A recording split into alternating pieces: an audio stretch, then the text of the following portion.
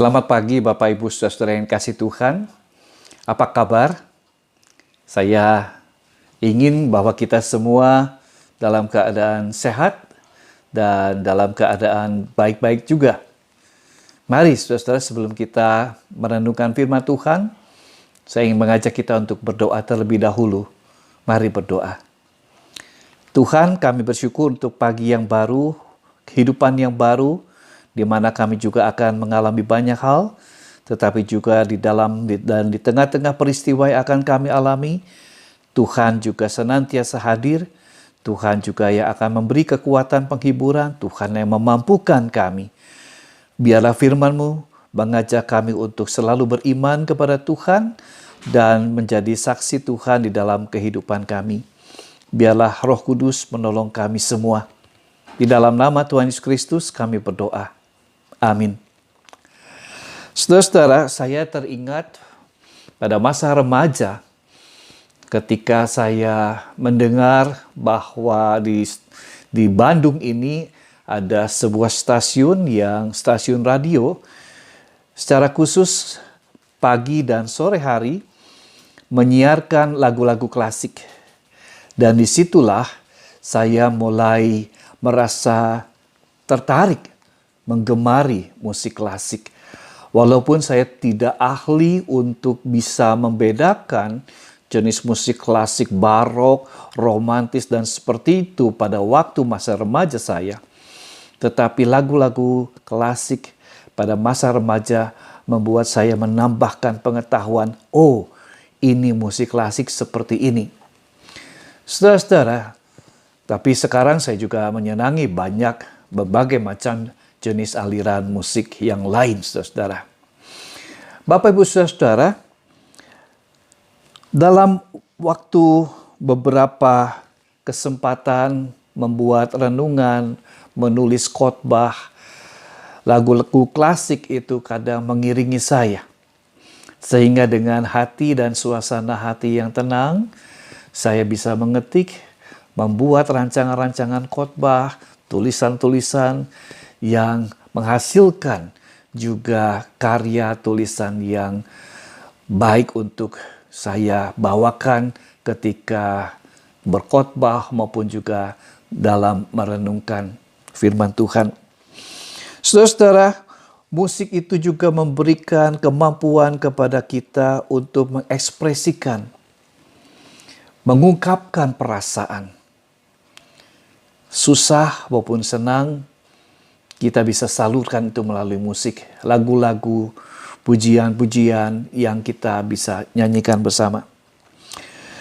Filsuf Aristoteles berpendapat bahwa baginya musik itu mempertajam karakter.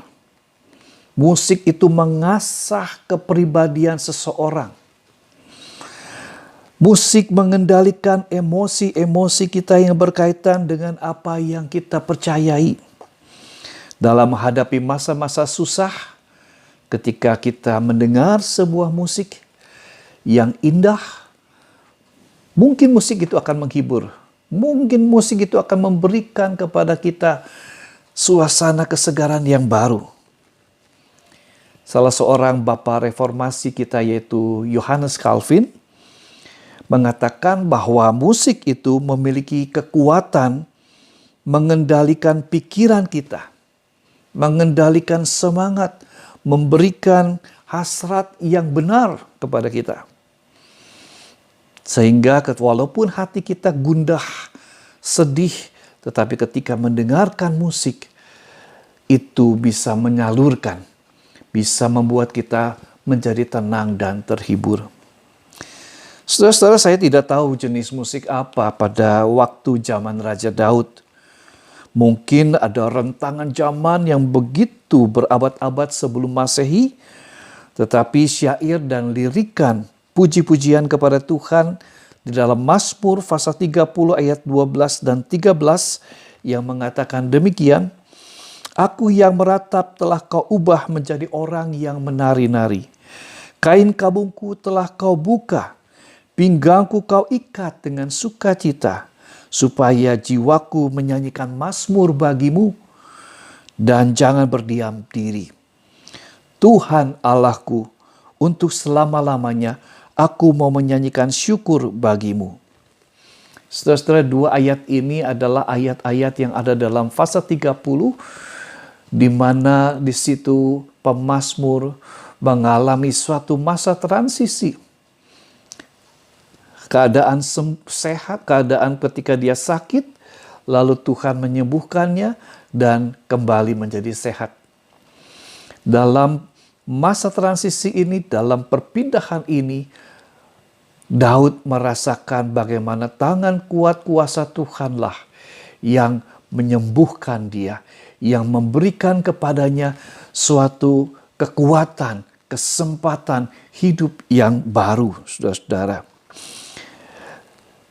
Ayat-ayat ini begitu powerful karena lahir dari kedalaman hati yang bersyukur pada campur tangan Tuhan. Oleh karena itu, saudara-saudara, marilah kita bernyanyi. Nikmatilah musik sebagai penyegar jiwa, juga musik rohani yang mungkin banyak kita punya. Kita bisa mendengarkan dari radio, dari banyak perangkat-perangkat musik yang kita miliki. Kita bisa mengungkapkan hati kita kepada Tuhan, mengarahkan kepada Tuhan, dan ketika kita sedih, kecewa, dan sebagainya, juga ketika kita merasakan adanya kelegaan, adanya kepuasan, kita bisa bersyukur akan pertolongan Tuhan pada masa-masa sulit kita. Mari, yuk kita dengar musik, kita dengarkan dan nikmati musik rohani yang Tuhan anugerahkan kepada kita melalui banyak orang-orang yang memiliki kesaksian hidup yang mereka juga telah tuliskan dalam syair-syair yang bisa dilakukan. Kiranya kita tidak jenuh, tidak berputus asa karena Tuhan menyiapkan musik buat kita untuk merasakan adanya penghiburan, kekuatan dari Tuhan. Tuhan memberkati kita. Amin.